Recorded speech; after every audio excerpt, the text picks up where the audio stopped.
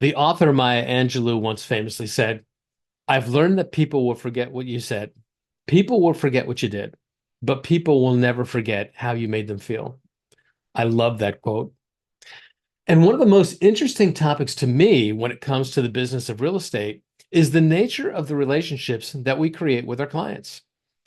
For many clients, we already have a relationship with them before we get involved in a real estate transaction. I remember my very first listing 23 years ago as if it was yesterday. I had the opportunity to list the home of a colleague from my healthcare days. We were already friends. We knew each other, we trusted each other. And when it came time to sell one of their most valuable assets, the strength of that relationship made the decision to work together easy.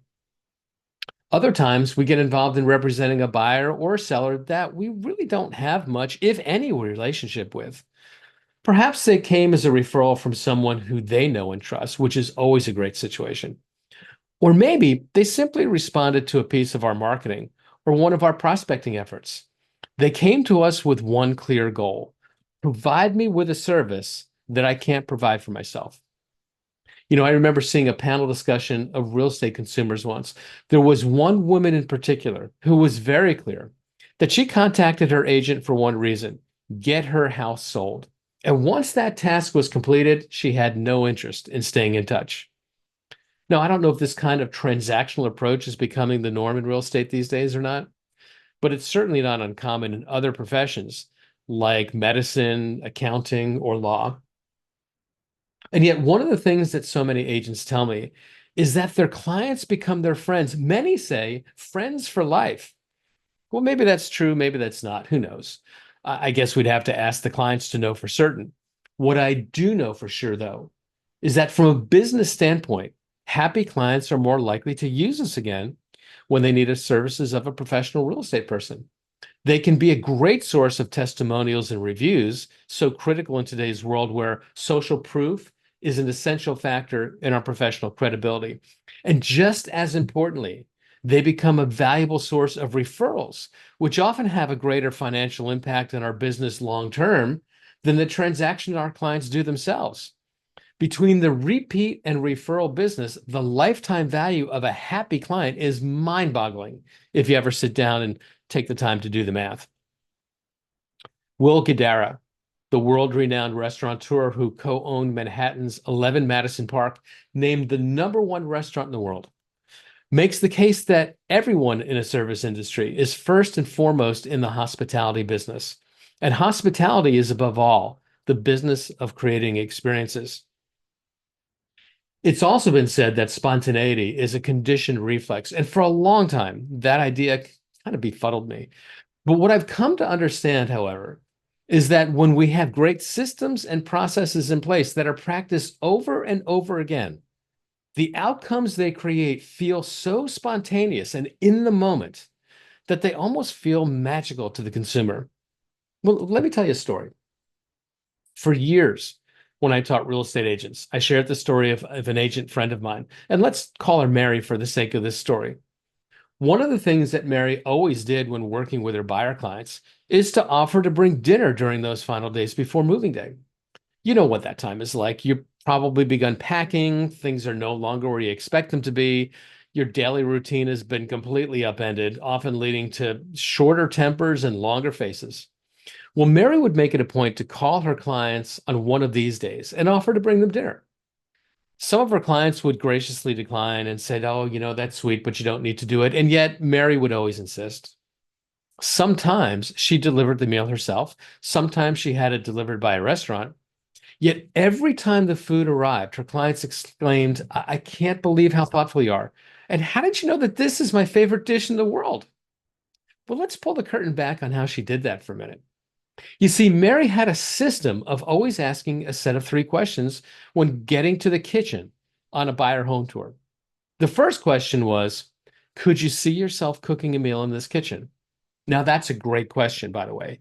Questions that ask our clients to see themselves doing something in the home that they're touring and then telling you about that experience will have a way of yielding incredibly rich feedback. But asking great questions will be the topic of a different video. Here's question number two. What's your favorite meal to cook? And sometimes they enjoyed cooking, sometimes they didn't. The answer here really didn't matter much because it was simply the bridge to the key question number three. What's your favorite thing to eat? And when she got the answer to that one, she wrote it down because she knew that one day, a few days before moving, she was going to offer to bring dinner. And if she brought their favorite meal in the world, it would feel like magic. Spontaneity is a conditioned reflex. And the key to making this work is to be very intentional about the kinds of questions you ask so that you get the answers that tell you things about your clients that go well beyond the transaction itself. Sure, when do you want to be in your new home and why is that important to you is a good question, but it may or may not give you a deeper insight into what matters most to your clients, what makes them tick. We do well to create processes like Mary did, where these kinds of insightful little gems come up as part of natural conversation, a conversation where people feel seen, they feel heard, and they feel valued.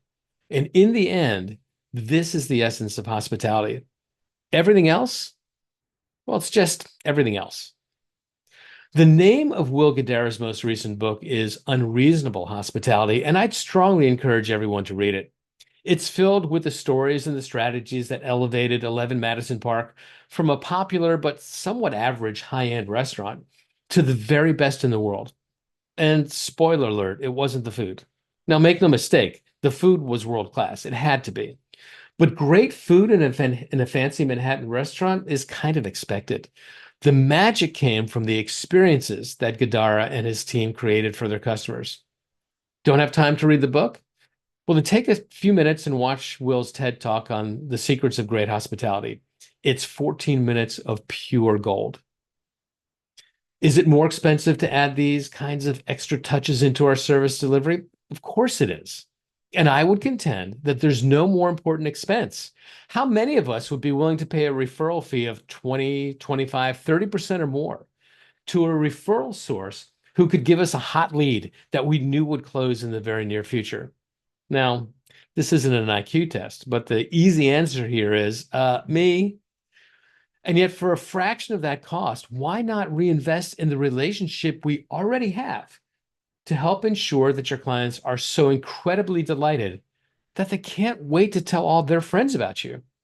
And for the record, Guidara recommends that we consider budgeting about 5% of our income to be earmarked to fund these kinds of magical moments.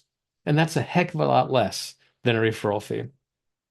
The two pillars of my ThriveActive development framework that speak to this the most closely are service to others and innovation. And you can learn more about them by visiting the framework page on my website. And I'll put the link to that in the description of this video. You see, here's the thing. When we take the time to become more purposeful about how we choose to engage our clients in the moment, we have the opportunity to create experiences that draw us closer.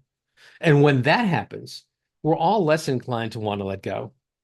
And yes, we do need systems to follow up and stay engaged well beyond the completion of the transaction. And baked into the DNA of our follow-up, we need to consistently find ways to surprise and delight our clients. This is the essence of true hospitality. It's the way that you can stand out in a crowded marketplace and create client relationships that last. That's what I wanted to share with you this week. Make it a great day, guys. Embrace the journey.